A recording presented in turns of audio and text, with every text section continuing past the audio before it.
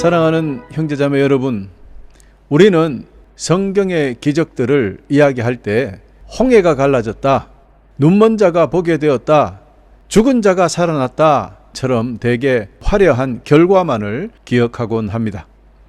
그러나 성경을 자세히 보면 기적이 일어나기까지 하나님께서 그 백성에게 요구하시는 것은 언제나 동일합니다. 그것은 바로 기다림입니다. 기다림. 보이지 않는 중에, 확신이 서지 않는 중에 조급함과 불안함이 마음을 흔드는 그 시간을 통과하는 것, 그것이 바로 믿음의 실체이기 때문입니다. 오늘 우리는 두 가지 사건을 살펴보겠는데, 이 사건들을 통해서 기다림에 숨어있는 영적 진리를 모두 깊이 깨닫고 큰 힘과 위로를 얻어 날마다 우리 주님이 주시는 평강으로 하나님께 영광을 돌리며 살아가는 귀한 성도님들이 되시기를 간절히 축원합니다. 성도 여러분, 첫 번째 기적의 사건은 너무나도 유명한 홍해 사건입니다. 우리는 흔히 모세가 지팡이를 물에 내리치자 바닷물이 즉시 갈라지면서 순식간에 마른 땅이 드러나는 그런 장면을 떠올릴 것입니다. 영화에서 또 드라마에서 이런 장면들이 그렇게 묘사되었기 때문입니다. 하지만 실제로 출애굽기 14장 21절을 보면 그렇지 않습니다. 출애굽기 14장 21절은 이렇게 기록하고 있습니다. 모세가 바다 위로 손을 뻗었습니다. 그러자 여호와께서 밤새도록 동쪽에서 바람이 불게 하셨습니다. 그 바람 때문에 바닷물이 갈라져 바다가 마른 땅이 되었습니다. 이렇게 기록하고 있어요. 여러분, 여기서 우리가 집중해야 될 단어가 밤새도록입니다. 이 사건은 순식간에 일어난 것이 아니라 밤새도록 이어진 바람의 역사였다는 것이죠. 당시 이스라엘 백성은 동쪽으로 나아가 홍해 서쪽 기슭에 멈춰섰고 그 등 뒤에는 파라오의 전차군단이 추격해 왔습니다. 그런데 동풍이 밤새 불었다는 것은 바다가 이스라엘 백성이 서 있는 눈앞에서부터 갈라진 것이 아니라는 뜻입니다. 오히려 반대편 저 먼 동쪽 끝에서부터 시작되어서 밤새 서서히 백성 쪽으로, 즉 동쪽에서 서쪽으로 갈라져 왔다는 뜻입니다. 아멘. 백성들은 어둠과 두려움 속에서 밤새 불어오는 거센 바람 소리를 들으며 눈에 보이지 않는 길이 자신을 향해 다가오는 것을 기다려야만 했습니다. 당연히 두려움과 원망이 밀려왔을 것이지요. 이는 충분히 이해할 수 있습니다. 사실은 우리 모두가 그렇기 때문입니다. 그러나 하나님께서는 그 극심한 상황 속에서도 즉시 눈에 보이는 결과를 주시지 않고 모세를 통해서 이렇게 말씀하십니다. 너희는 두려워하지 말고 가만히 서서 여호와께서 오늘 너희를 위하여 행하시는 구원을 보라. 출애굽기 14장 13절. 하나님의 해결책은 그 순간 전혀 말이 되지 않는 것처럼 보였습니다. 그들은 그저 어둠 속에서 바람 소리를 들으며 긴 밤을 견디는 것, 기다리는 것 뿐이었습니다. 하지만 하나님께서는 불안한 기다림의 시간 동안에도 구름 기둥을 백성들 뒤로 옮겨 이집트 군대를 막아서는 철저히 백성들을 보호하고 계셨다는 사실을 우리는 기억해야 합니다. 할렐루야. 그러므로 눈에 보이지 않는다고 해서 하나님께서 일하지 않으시는 것이 아니라는 사실.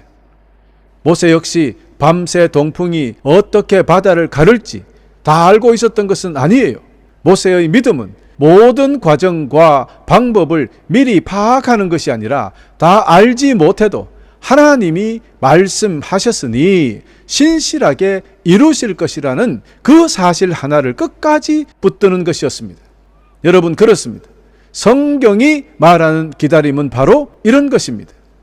자, 이제 두 번째 기적을 함께 만나보겠습니다. 그것은 바로 예수님께서 눈먼 자를 고치신 실로암 사건입니다. 예수님께서는 말씀 한마디로 모든 병을 즉시 고칠 수 있는 분이셨습니다. 죽은 자도 말씀 한마디로 살리시는 분인데 말입니다. 그런데 이번에는 땅에 침을 뱉어서 진흙을 만드시고 그 눈먼 자의 눈에 바르신 후에 실로암 연못에 가서 씻으라 라고 명령하십니다. 요한복음 9장 6절에서 7절에 잘 기록되어 있지요. 실로암 샘은 약 600m를 걸어가야 했습니다. 고도 차이만 115m에 달하는 경사진 돌계단길이었어요. 그 눈에 진흙이 덮인 채 여전히 아직 앞이 보이지 않는 상태입니다. 그런 상태로 그 험한 아주 경사가 진 그런 길을 걸어가야만 했습니다. 그에게 믿음은 보고 난 뒤에 순종하는 것이 아니라 순종하는 중에 보게 되는 것이었습니다. 눈이 보이면 제가 가지요, 이런 것이 아니라 주님께서 가라 하셨으니 저는 갑니다 라며 내딛는 어둠 속의 발걸음이 바로 그의 살아있는 믿음이자 순종이었던 것입니다. 여기서 실로암이라는 이름은 보냄을 받았다라는 뜻인데요, 그는 보냄을 받은 장소로 주님의 말씀을 따라 걸어갔고 마침내 그곳에서 눈을 떴던 것입니다. 이 이름 자체가 바로 세상의 빛으로 보냄을 받으신 우리 주 예수 그리스도의 말씀에 순종할 때 어둠 속에 거하던 모든 인생이 새로운 빛을 보게 된다는 놀라운 진리를 선명하게 선포하고 있는 것이죠. 아멘입니까? 할렐루야. 그렇습니다. 마침내 눈을 뜨게 된 뒤에도 그의 여정은 끝나지 않았어요. 그는 바리새인들의 날선 신문 앞에 이렇게 답합니다. 그분이 죄인인지 아닌지는 모르겠습니다. 다만 제가 아는 한 가지는 전에 제가 앞을 보지 못했으나 이제는 본다는 사실입니다. 이렇게 담대하게 자신의 진실을 증언했던 것입니다. 여러분, 육체의 눈이 열린 후 점차 영적인 눈이 열려서 마침내 그는 예수님을 주님으로 고백하며 경배하는 자리로 나아갔던 것이죠. 그렇습니다. 은혜와 응답을 받았다면 이제 그 삶으로 주님을 증거하며 온전히 예배해야 한다는 신앙적 행동 강령을 선포하고 있었다는 것을 우리는 기억해야 합니다. 할렐루야. 사랑하는 형제자매 여러분, 이 두 이야기는 놀랍도록 같은 영적 구조를 가지고 있습니다. 주님은 얼마든지 즉각적인 결과를 주실 수 있었으나 과정과 기다림, 보이지 않는 중에서의 순종을 요구하셨다는 것입니다. 히브리서 기자는 홍해 사건을 향해 믿음으로 그들은 홍해를 육지같이 건넜다라고 평가합니다. 히브리서 11장 29절. 출애굽기의 기록을 살펴본다면 그들은 믿음이 없었죠. 모세를 얼마나 원망했습니까? 그런데 왜 히브리서 기자는 그들이 믿음을 가지고 라고 설명을 했을까요? 여러분, 백성들의 믿음이 완벽해서가 아닙니다. 연약함과 두려움 속에서도 마침내 하나님의 말씀을 따라 발을 내디뎠기 때문입니다. 그렇습니다. 믿음은 의심이 없는 상태가 아니라 두려움이 밀려와도 말씀을 따라 한 걸음 한 걸음 내딛는 방향성입니다. 방향성이에요. 그래요. 우리 아버지 하나님께서 즉시 응답하지 아니하시고 이런 기다림의 과정을 통해 통과하게 하시는 이유는 단순히 문제만 해결해 주시는 것이 아니라 그 과정을 통해서 우리라는 사람 자체를 변화시키고자 하시기 때문인 것입니다. 밤새 거센 바람이 부는 동안에, 그리고 실로암을 향해 돌계단을 걸어가는 동안에 주님은 그들의 조급함과 불신을 끊어내시고 믿음을 다듬으셨던 것입니다. 여러분, 세상에서도 큰 그릇이 순식간에 만들어지지는 않지 않습니까? 오랜 인내를 통해서 완성되어 갑니다. 이를 우리는 대기만성이라고 하지요. 세상은 대기만성의 원리가 분명히 있습니다.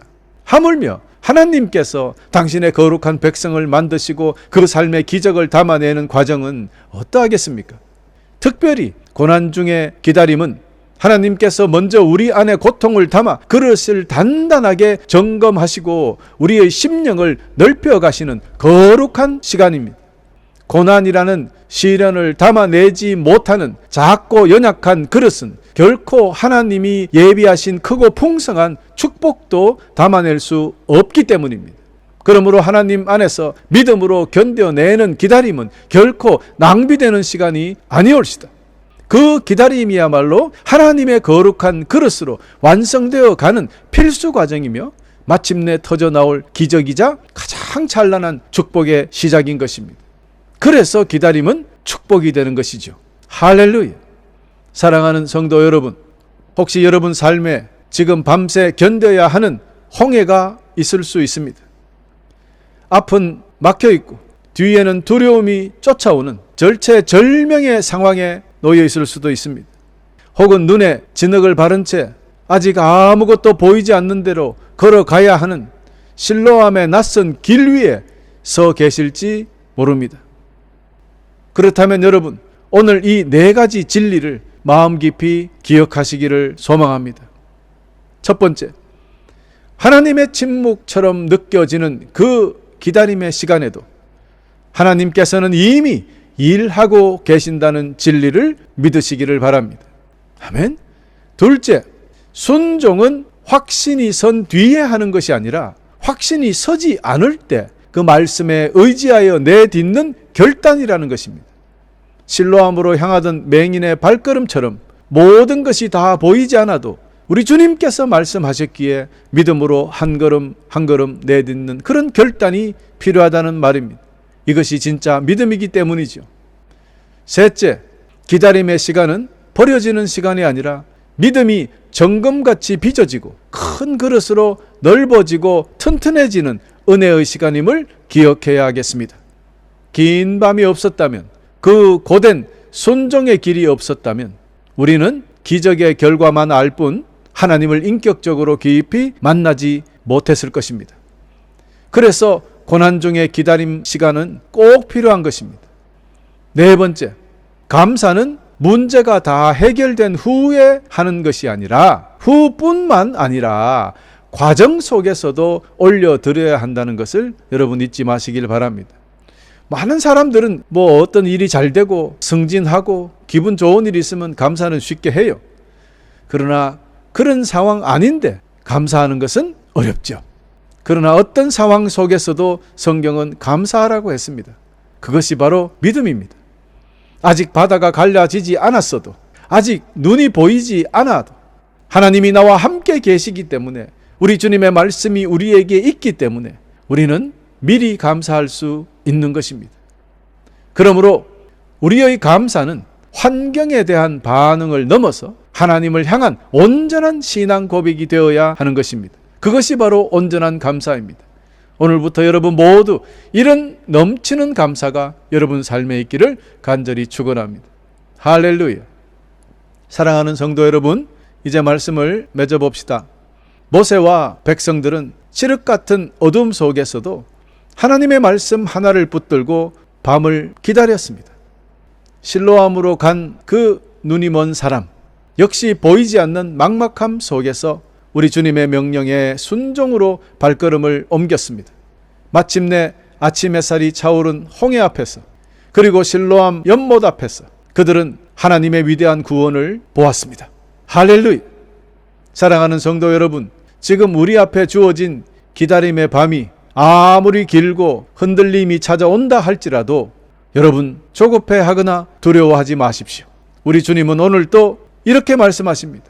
너희는 두려워하지 말고 가만히 서서 여호와께서 오늘 너희를 위하여 행하시는 구원을 보라.